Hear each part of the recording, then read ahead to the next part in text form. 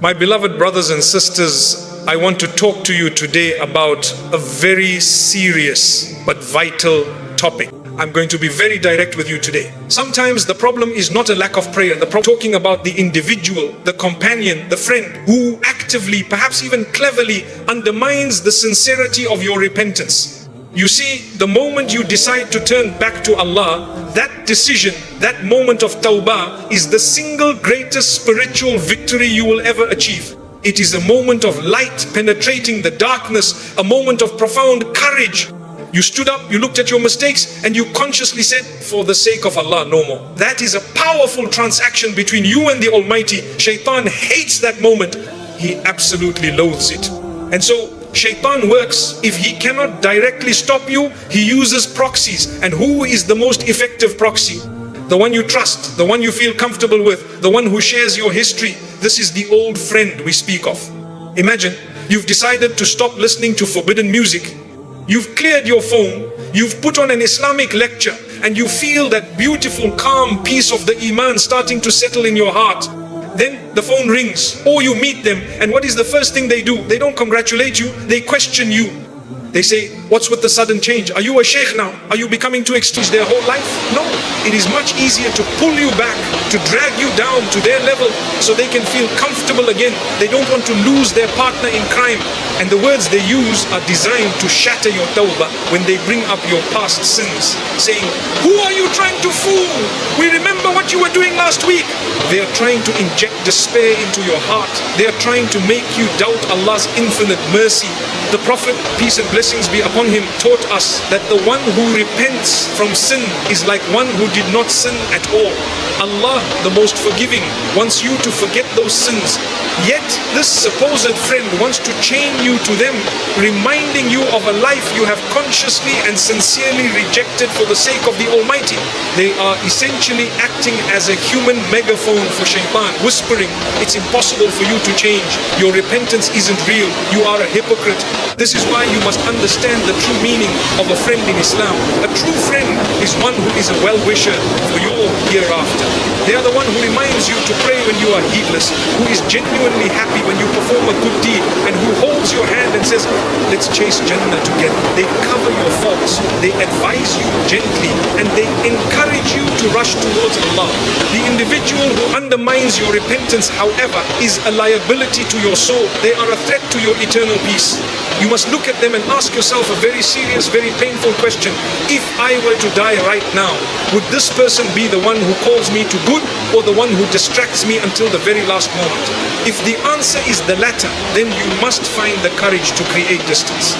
This doesn't mean you must become rude or malicious. No, you can smile, you can be polite, but you must strategically reduce the contact, reduce the time, and reduce the influence. You replace the empty words of the destructive acquaintance with the enriching remembrance of Allah and the company of those who will sincerely encourage your closeness to Him. If a person is actively hindering your sincere tawbah, then the love you might feel for them, which is keeping you bound to their destructive influence, must be replaced with a greater overriding love for Allah. Because when you choose Allah, everything else falls into place, including the true righteous companionship that will actually unlock and multiply the blessings in your life. Remember, the road to paradise is narrow, and you cannot afford to walk it with someone who is constantly trying to drag you off the path. This is a matter of your eternal destiny. So choose wisely and be brave. Cut off the handbrake so the blessings may flow. My respected brothers and sisters, we now move to the second category of people you must strategically distance yourself from if you truly desire the outpouring of Allah's blessings into your life. This one deals not so much with action, but with attitude, and it is profoundly contagious. The second person you need to distance yourself from is the eternal pessimist, the relentless complainer, and the one who speaks ill of Allah's decree. Now, understand something clearly. Feeling sad or going through a tough time is a fundamental part of the human condition. We are not robots. When calamity strikes, when loss occurs, the tears will flow and you seek comfort. That is natural, and it is perfectly permissible in Islam to grieve and feel the weight of the world. But I am not speaking about a person who is temporarily struggling. I am talking about an individual whose default state is chronic negativity.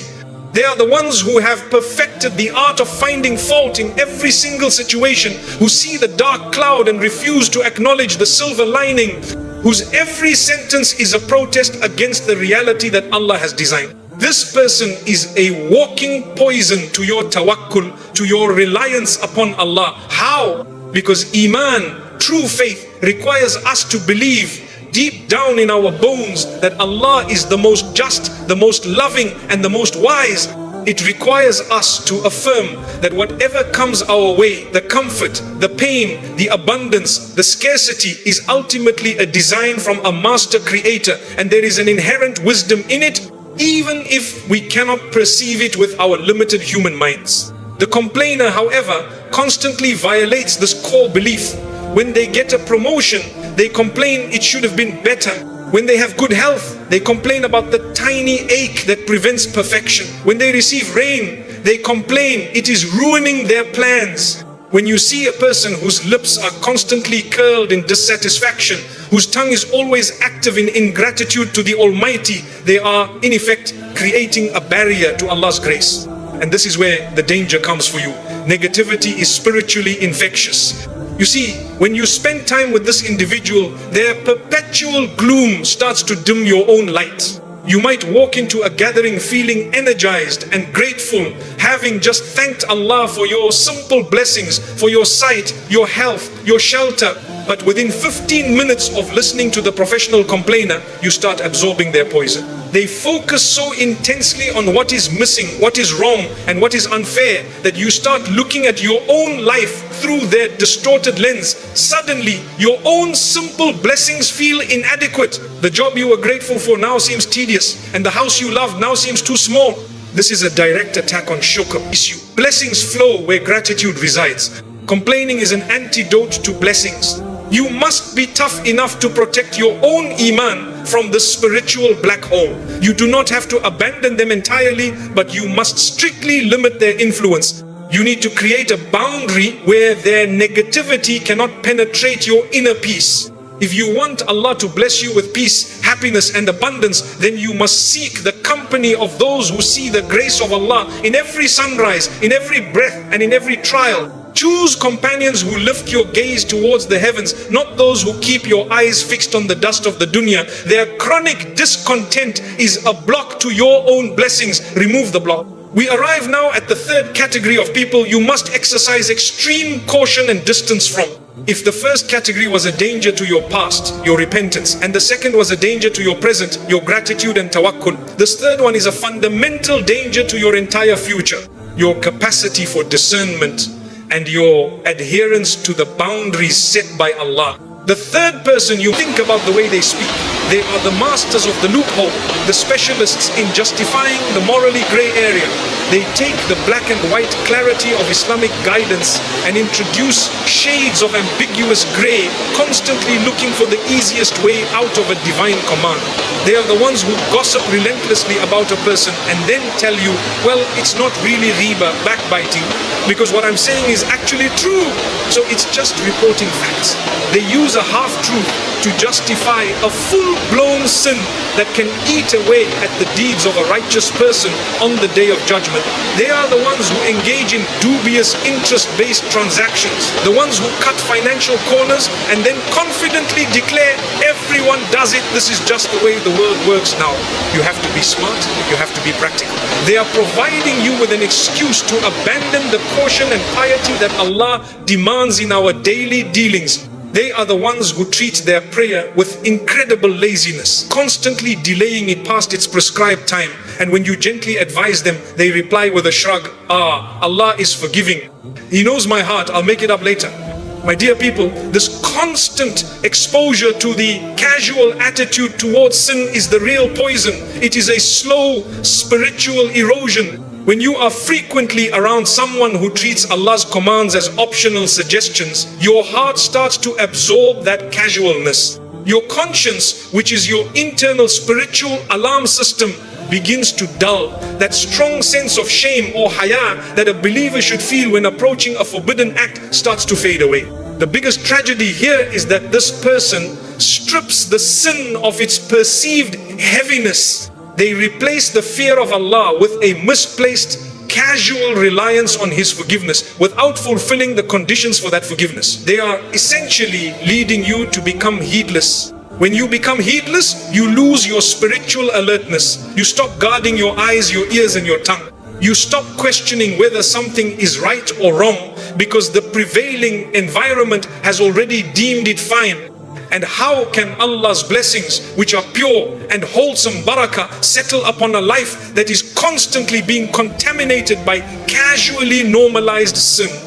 Blessings are attracted to purity, to taqwa, consciousness of Allah, and to spiritual vigilance. They are repelled by arrogance and carelessness in the face of divine law. You need to remember the profound wisdom of our Prophet, peace and blessings be upon him, who compared a good friend to a seller of musk and a bad friend to a blacksmith. The seller of musk will either give you some or you will buy some, or at the very least you will walk away smelling sweet. The blacksmith, the one whose whole environment is fire and smoke, will either burn your clothes or you will carry away a foul odor. The one who normalizes sin is a spiritual blacksmith. You cannot sit near the fire of transgression without carrying away the stain and the stench of it. Therefore, for the sake of your own salvation, for the safeguarding of your iman, you must detach, you must choose the companions who remind you of the gravity of the smallest sin, who help you to fear Allah and who inspire you to be vigilant. You must choose people whose presence makes you think, I must be better, I must be more careful, I must strive for purity. In conclusion, my brothers and sisters, if you want to unlock the full potential of Allah's blessings in your life, you have to do some spiritual spring cleaning. Cut off the individual who mocks your repentance. Cut off the one who poisons your heart with ingratitude. And cut off the one who makes sin look easy. These are the human blockages to your divine blessings. Make the difficult choice to remove them, replace them with righteous company, and watch how Allah opens the doors of mercy, peace, and abundance for you. May Allah grant us all the clarity to see the truth and the courage to act upon it. Ameen.